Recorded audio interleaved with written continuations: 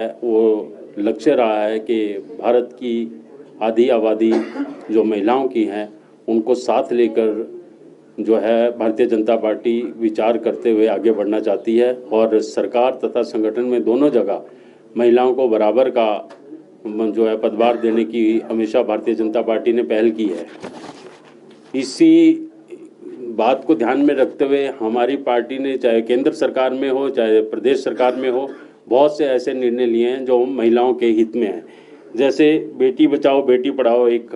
अभियान आप सभी जानते हैं, माननीय प्रधानमंत्री मोदी जी का वो एक सबसे बड़ा अभियान था जिसको हाथों हाथ पूरे देश ने लिया और हिमाचल प्रदेश में उसमें पीछे नहीं रहा। इसी के साथ साथ नारी सुरक्षा का चाहे बात की जाए, उसके अलावा महिलाओं की राजनीति में भागीदारी की बात की जाए, हिमाचल प्रदेश में माननीय धूमल जी के नेतृत्व में जब भारतीय जनता पार्टी की सरकार हिमाचल प्रदेश में रही तो उस टाइम नारी शक्ति के लिए उन्होंने पंचायती राज तथा जो भी हमारे अर्बन लोकल बॉडीज़ थी उनमें जो है 50% की रिजर्वेशन दी और हमारी महिलाएं उसमें बहुत संख्या में जीत के भी आई और उन्होंने जो है अच्छे से काम भी किया, जिसका उदाहरण जो है पीछे नगर निगम शिमला भी रहा और बहुत सी पंचायतों में भी ऐसा देखने में मिला था। इसी तरीके से हम लोगों की सरकार ने एक जल जीवन मिशन का भी जो है बीड़ा उठाया था, जिसके तहत हर घर में जल और तकरीबन कोई पूरे हिमाचल प्रदेश में मैं कह सकता हूँ 97% से ऊपर जो है हर घर में नल पहुँच चुका है, जिससे महिलाओं को जो है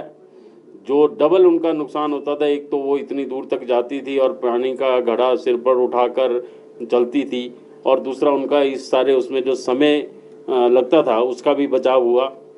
और इसका बहुत बहुत बड़ा फ़ायदा जो है महिलाओं को हुआ है। और इसको देखते हुए मैं ये देख रहा हूँ पूरे हिमाचल प्रदेश में एक माहौल जो है महिलाओं में भारतीय जनता पार्टी के प्रति जो है बड़ा है और पूरे प्रदेश में भारतीय जनता पार्टी को महिलाएं जो है वो दोबारा से सत्ता में लाना चाहती हैं। और जैसा मैंने पहले कहा कि हमारी 50% की आबादी तकरीबन जो है महिलाओं की है और वो इस वक्त जो है भारतीय जनता पार्टी के फेवर में वोट करने चाहती हैं और वो चाहती हैं कि एक बार दोबारा भारतीय जनता पार्टी की सरकार हिमाचल प्रदेश में हो और इस बार रिवाज बदलें और रिवाज बदलने में महिलाएं अपनी भागीदारी सुनिश्चित करना चाहती हैं। कई अवसर हैं, जैसे स्वरोजगार की बात की जाए तो उसमें भी स्वरोजगार को देखते हुए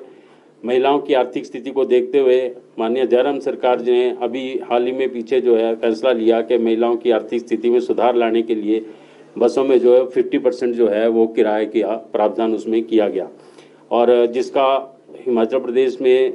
महिलाओं को अत्यंत फायदा हुआ और आज भी वो महिलाएं उस निर्णय से बहुत खुश हैं।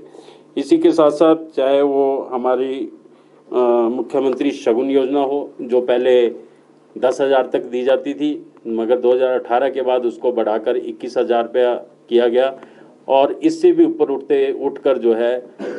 हमारे एससी वर्ग वगैरह की जो हमारी बहनें हैं उनके लिए ये जो है योजना 31,000 तक बढ़ाएगी, जिसका शगुन योजना के तहत बहुत सी महिलाएं पैदा उठा रही हैं और उनसे उनकी आर्थिकी में उनको मदद मिल रही है। इसी के साथ साथ इसी बात को आगे बढ़ाते हुए हमारे माननीय मुख्यमंत्री जी ने एक बीघा